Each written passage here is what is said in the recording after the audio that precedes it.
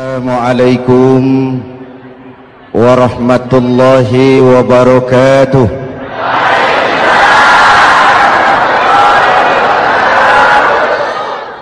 Alhamdulillah wassalatu wassalamu ala Rasulillah Sayyidina Muhammad ibn Abdullah wa ala alihi wa sahbihi wa mawala, amma ba'du.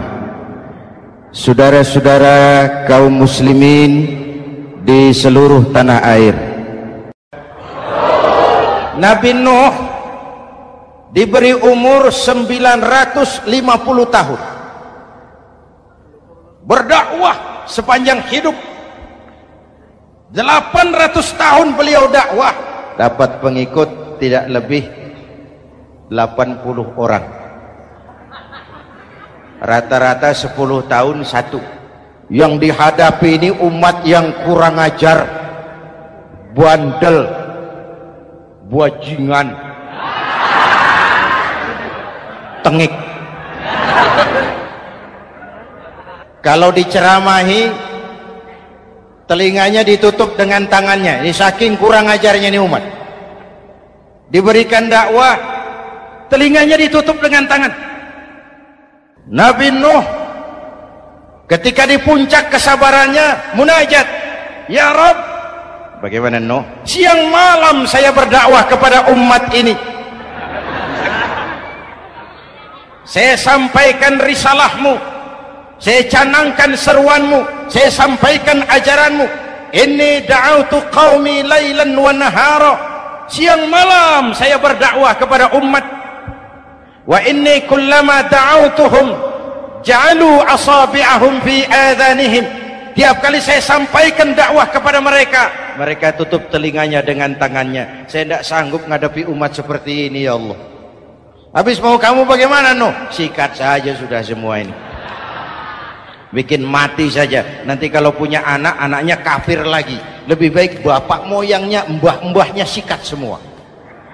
Rabbi la tazar 'alal ardi minal kafirina dayyara, jangan disisakan orang kafir, habisin semua. Itu mau kamu? Iya. Buat kapal Nuh, nanti aku turunkan banjir. Dengan apa saya membuat kapal ya Rabb? Pakai kayu Nuh. Kayunya dari mana ya Rabb? Dari pohon tentu. Pohonnya belum ada ya Rabb, tanam dulu Nuh. Membuat kapal kayunya nanam pohon dulu. Apa artinya? Perjuangan bukan simsalabim abragadabra. Perjuangan bukan makan lombok, ini hari dimakan, ini hari pedas.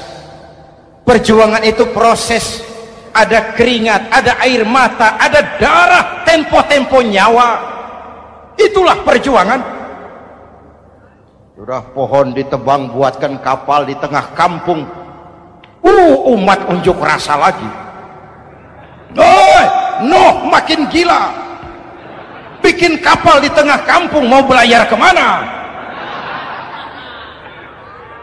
Selesai Nuh, selesai ya Rabb, naik.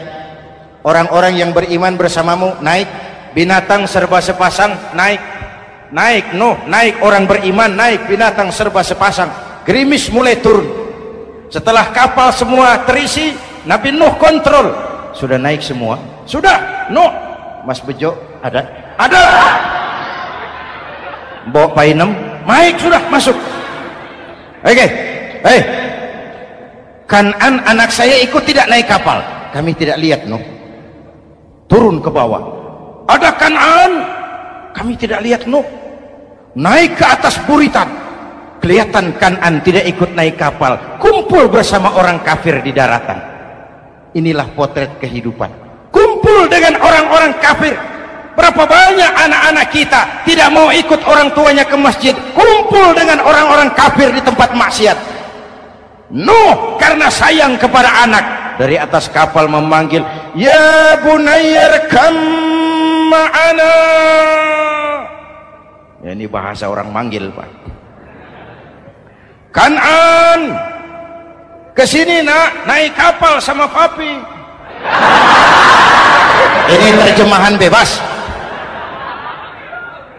Jawab Kanan di bawah, Tidak mau Pak, saya di sini saja. Jangan nak, Allah sedang murka, akan turun banjir. Kalau datang banjir Bapak, sa'awi ila jabalin ya'simuni minal ma'. Saya akan naik ke gunung tinggi yang bisa menyelamatkan saya dari banjir. Kan'an naik ke gunung tinggi, gunung pun tenggelam dihantam banjir. Dalam puncak kepedihan, Nabi Nuh akhirnya sadar, ya Allah, kalau orang kafir tenggelam memang saya yang minta, tapi Kan'an kan anak saya. Nuh, anggap Kan'an bukan anakmu. Wa innahu amalun ghairu salih. Nuh sadar, akhirnya bilang, ana urid wa anta turid wallahu fa'alun lima yurid. Aku punya kemauan, kau Kan'an punya kemauan, Allah juga punya kemauan. Kemauan Allah lah yang akhirnya jadi kenyataan. Nek sekarang juga kita ngadepi musim banjir. Bukan banjir air saja, banjir peradaban-peradaban yang masuk ke negeri kita. Banjir maksiat, banjir munkarot. Kalau kita sudah ke masjid, kita sudah naik kapal. Tolong kontrol anak-anak kita. Tolong kontrol tetangga kita. Ayo naik kapal. Banjir.